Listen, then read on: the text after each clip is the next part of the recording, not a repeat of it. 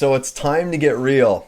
It's time to level up and it's time to just reveal a little deeper about who I am. And I think the best way of doing that is to just share with you my story. And you probably already know a little piece of it or a sliver of it. And this is something that's going to help you capture a little bit how I build my narrative of life, how I have decided to show up in life.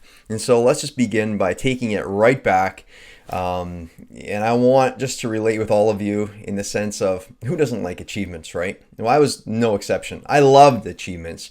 I was raised in a home. My dad and my mom didn't have a lot of money, and so I always realized that my dad desired money probably more than much in life. He demanded that I be a good boy. But desiring money, that was his primary echelon. That's kind of what I at least interpreted that he wanted most. And so I got married at a ripe old age at 24, and my wife was a nurse, and I'll never forget, we came back from our honeymoon. We went to the Poconos close to New York, and we came back, and my employer had just served me notice. Like literally the day that we came back from a honeymoon, I got a call and a message actually saying that there's no more work available and I was laid off. And so I thought, oh gee, this is horrible news. However, I quickly pivoted, and what do? We have to create something. I had a mortgage, and I had bills to attend to, and of course I didn't want to make my wife work overtime so that we could sustain our life. And we had some dreams. We wanted to travel and different things, and so I started a business, and I became very successful in a very short period of time. We built custom homes in southern Manitoba, so it's a province directly above North Dakota. And we shipped our homes into different states, so in the United States and also different provinces. I'd never built houses before. I had no experience in that field. And frankly, a lot of people thought I was crazy. They thought, what are you doing? And to me, it was a challenge. And I just love leaning into something that I have no reference for.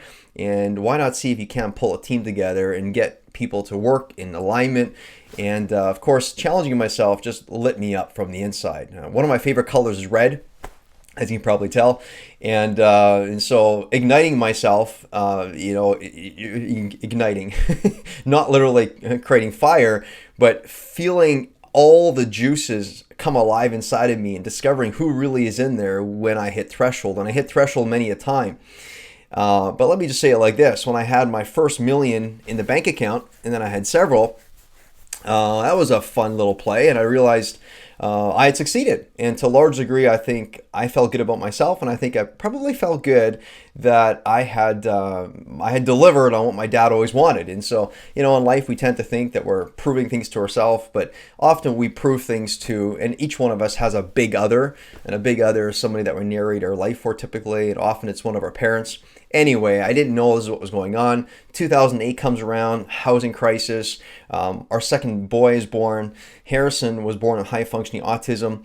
And I'll never forget, I went to the mail one day and I received a little document. And the document was from the Canadian government, from the revenue agency, saying that we had been selected as their special featured guests as we'd be audited. And so they audited us, and it ended up that apparently I had made two transactions that were at arm's length, and we had sold to ourselves personally properties that we had built as a company. And I thought I assessed them fairly, and it was market value based on this is our input cost plus a little more, but they said it wasn't even close. And so we ended up owing a couple $100,000 in back taxes.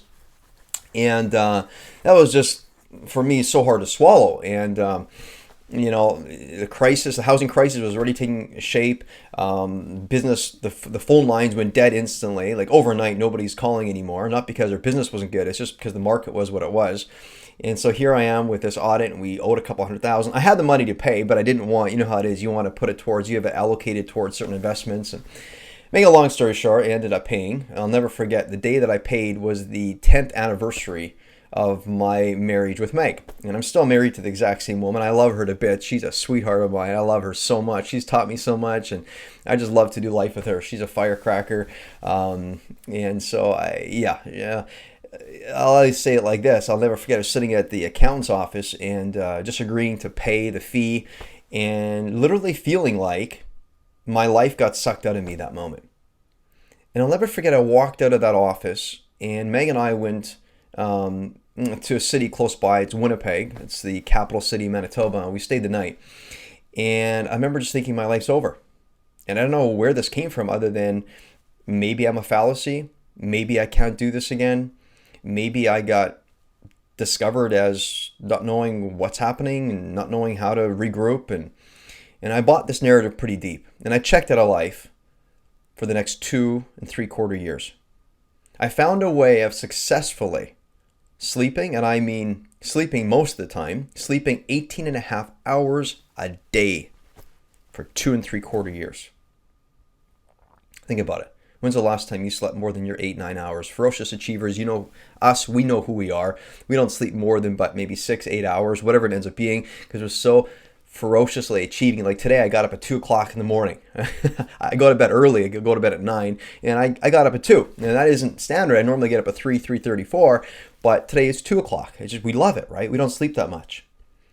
And how did I do this? How did I sleep for that amount of time? Well, I sedated myself with melatonin. I remember taking a handful of melatonin before I go to sleep, and I take Gravol. And the reason that I wanted to extend the sleeping hours or that drowsy time is I really didn't want to face reality. And I checked out of reality. I felt like garbage. Honestly, I felt like more than a loser. A loser to my wife, to my kids. Who did she need me to be? She needed me to show up. And what was I doing? Stuck in the bedroom. Couldn't believe it. Trying to think my way through. Trying to eliminate all of the thoughts. And the thoughts just kept coming. You know the moment. That time when the thoughts just keep flooding. What do? Well, one of the things that we tend to do in the first half of life anyway, is we like to think that we can think our way through it and then maybe eliminate and choose good or bad, which thoughts are good, which are bad, and then go forward. For some reason, it just wasn't working this time. And the more I tried, the worse it got. It got so bad that when I say I'd go to work, I literally get into the car and I drive to the office. But on the way to the office was a couple miles out of town. I would find a little rural old farmyard, so this abandoned back road or whatever it was. And I'd pull my car on this abandoned yard, and I'd hop in the back seat, grab a blanket, and I'd sleep some more. Grab some more melatonin. The sun was shining, and I was just trying not to be here. Listen, when does it work to flee your presence? The answer is never. Never. So I'll never forget. We were invited to participate in an experience. Ended up being a Tony Robbins experience. So I don't know if any of you have done Tony Robbins. We've been to many UPWs, taken our kids. Our oldest is 17, youngest is 15 now. We've taken them to these events. They've actually served at these events. They've led at some of these events. We've been to Business Mastery. We've been to London, met Tony Robbins behind stage in London. Been to Date with Destiny. But just slow it down. The first event we went to was UPW. Unleash the power within. And I'll never forget, I was at that event that I remember thinking, I got to do something. I got to do something because look at all the light that's available here. And look at what I have chosen to believe that I'm not capable of. And look what's all possible. And so, of course, we go back, we go to Date with Destiny. I'll never forget, it was day 4. And of course, at these events, you don't sleep much. You sleep maybe 2-3 hours at max. Any of you who have been know. And so day 4, relationship day, my wife gets up and she says, hey, honey, today's relationship day. Let's go downstairs. I'm excited. And I said, hey, honey, you know, I haven't slept much. I think, what was it, maybe 8 hours of sleep time total since we arrived. That's how much sleep I had taken in. And I wasn't used to it. Remember, I was sleeping 18 hours or in bed 18 hours a day. And she looked at me, I'll never forget. She said, okay, like she normally does. Doesn't control me to any perceived finish line. She says, okay, if that's what you want to do. That's your choice.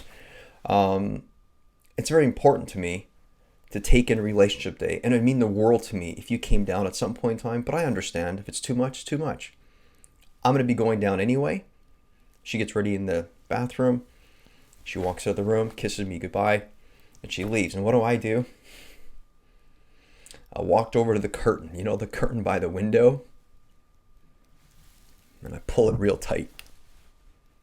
Put a chair up against it, nice and black, hop into bed, swallow some melatonin, gobble 2 Gravol, away I go, right? Thinking I'm checking out. And all of a sudden, 15 seconds, after I was comfortably tucked in, I remember thinking, this is who I am. This is how I show up. She's been showing up for me in the last 2.5 years consistently. She hasn't left me, and I can't go downstairs to be there with her during a time and taking in a relationship part of the event that means the world to her. I got my ass going so quick. And later I wonder what had me get going so quick. And I think it's because she didn't shame me, didn't blame me, just accepted where I was. And then within it, something awoke. Something says, I want to. I got to do this. I'll never forget. I stumbled downstairs. I don't think it took the elevator. I just stumbled down the stairs. We were on the 6th floor and made it my way down and walked up to the back of the room, opened the conference room door, and I snuck in. I think I was trying to find Team Purple. And so we're wearing bandanas, and I'm wondering where Team Purple is. And so I'm looking around, and as I'm looking around, Tony Robbins is in the front, and he's talking about depression is the most selfish thing you can do. It's the worst thing. It's one of the worst things you can do. And he says, aside from there are some people who medically do have depression, but typically we don't get depression, we do depression. And I'm hearing this and I'm thinking to myself, does he know what he's talking about? Does he know how hard my life is? Why can't he be more sensitive or at least consider my position? Why can't he at least take it in? Why does he need to say these things? And so I'm sneaking along the back, along the side, and I spot Team Purple up over there, and he comes walking up along a aisle, and it's right close to where I am, and he's walking towards me, and he keeps just pouring the fuel on the fire. It's like, have you ever been in a moment in life when you're already pressured and the pressure just keeps getting greater? That's what it felt like. I felt like I was going to explode. And he just keeps nailing it in. It's the most selfish thing. It's something that you do. And then he's helping another person in the back with depression. And he's saying these same things and more. And I'm sitting there and I feel like white as a sheet. I'm looking down going, am I even dressed? And I was dressed, luckily. Because I just booted out of our room. So I'm sitting there taking it in. And all of a sudden, just like it typically does at these events, people start clapping and they jump to their feet. And there's so much emotion. It's such a safe environment to express and to feel. People are laughing, people are crying, people are sharing, people opening up about certain things they've never told anybody else before. And I choose to stay seated. And while I'm sitting there seated, the words that he says, we do depression, come to ear. They come to brain, come to heart, and I begin to realize that I'm doing depression. I'm sitting. He invited everybody to stand up. Everyone's standing but me. And while I'm sitting there, I'm thinking, yeah, well, if they only knew. And I'm thinking, well, what is that voice? That's a victim voice. That's never who I was. As a ferocious achiever, that's never who I was. It's not who I am, but why am I doing this now? And a girl walks over and says, hey, listen, would you like to come and join? Like one of my team partners in Team Purple. And I said, no, it's okay. I'll just stay here.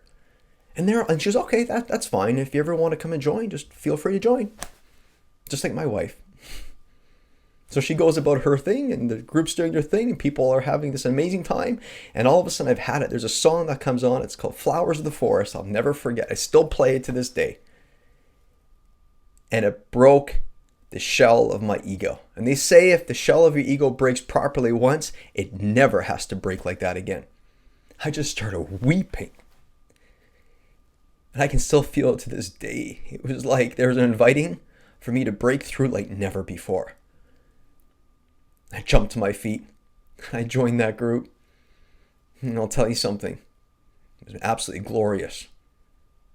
Absolutely glorious. They brought me in. I could share. They didn't draw special attention to me. Listen, life isn't about how important we are. It's about just recognizing that how we show up matters, not just to ourselves, but to our loved ones. To everything, to the business, to whatever you touch, your children, your friends, everyone. That's the moment that changed my life forever. And let's say it like this. It's been over a decade, and I have such an unshakable love with life. I just love that I get to participate with all of the challenges that are in front of me right now. I get to want it as it is. I get to look at reality instead of play with fantasy. I get to participate with these real things. I get to wrestle forward the tensions of life. Instead of trying to get away from tensions, I got to utilize them now. Instead of being like, well, I got through things in spite of, now it's because of. It's everything belongs. So like I say, it's been over a decade. I'm so grateful. I'm so honored.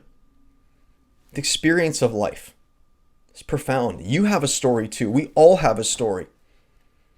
And that story doesn't need to keep us trapped. That story is designed to bring you forward if you let it. But you have to let the light in. So I invite each one of you, dig in. Ask yourself, who am I really in there? What do I believe about myself and about life that maybe isn't too beneficial and too helpful? And what do I want to do about it now? Thanks for listening.